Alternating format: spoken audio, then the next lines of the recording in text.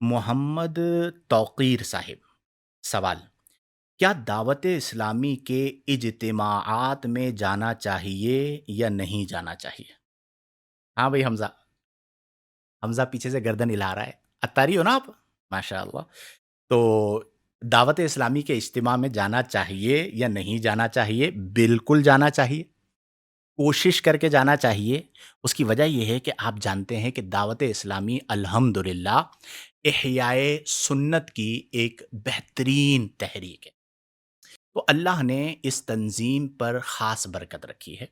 تو آج کے دور میں، جیسے ابھی میں پہلے بات کر رہا تھا کہ نیک لوگوں کی صحبت اختیار کریں، تو ان کے جو دعوت اسلامی کے اجتماعات ہوتے ہیں وہاں پہ جائیے۔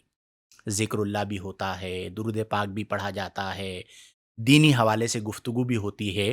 اور وہ جو چیز ہے جس پر میں بہت زور دیتا ہوں کہ ہمارے یہاں خطابات میں بہت کم ہو گئی، نماز پر بیان کرنا، آنکھوں کی حفاظت پر بیان کرنا، رزق حلال پر بیان کرنا، یہ ساری چیزیں آپ کو یہاں پر نظر آتی ہیں۔ تو بالکل دعوت اسلامی کے اجتماعات میں آپ کو جانا چاہیے، اور بلکہ میں اسے یوں کہہ دیتا ہوں بعض لوگوں کے لیے کہ جو دعوت اسلامی کے باقاعدہ کارکن نہیں ہیں، دعوت اسلامی والے نہیں ہیں، جنہیں کہا جاتا ہے جو امامہ باندھتے ہیں یا اتاری ہیں، تو ان کے علاوہ جو دیگر لوگ ہیں انہیں دعوت اسلامی کے اجتماعات میں بالکل آنا چاہیے، اور اس سے فائدہ ہوگا۔ اسی طرح جو دعوت اسلامی والے ہیں انہیں بھی مستند جو سنی علماء کرام ہیں ان کے پروگرامز میں جانا چاہیے۔ میں ایک چیز کا بڑا مخالف ہوں، شدید مخالف ہوں، آپ جانتے ہیں وہ کیا ہے، کہ گروپ بندی نہیں ہونی چاہیے کہ ہم اس لیے اجتماع میں جائیں گے کہ یہ ہمارا اجتماع ہے، کوئی اور کر رہا ہے تو ہم نہیں جائیں گے۔ اس سے نقصان ہوتا ہے دین کو اور مسلک کو۔ تو سارے سنی دعوت اسلامی کے اجتماع میں آئیں، اور سارے دعوت اسلامی والے سنی علماء کے اجتماعات میں جائیں۔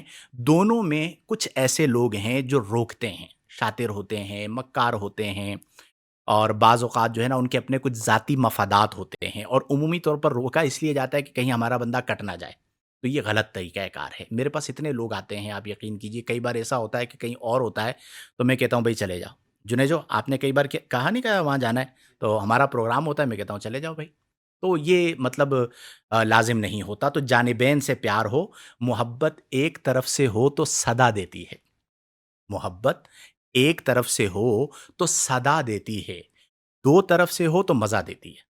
تو یک طرفہ محبت نہیں ہونی چاہیے، دو طرفہ محبت ہونی چاہیے۔ لہذا سارے احباب اہل سنت دعوت اسلامی کے اجتماعات میں جب موقع ملے ضرور جائیں، اور سارے احباب دعوت اسلامی جو ہے وہ سنی علماء جو مستند ہیں ان کے پروگرامز میں، ان کے درس قرآن میں، ان کے درس حدیث میں ضرور جائیں جب موقع ملے۔ تقسیم نہیں ہونی چاہیے، اس سے پھر بالآخر نقصان ہوگا۔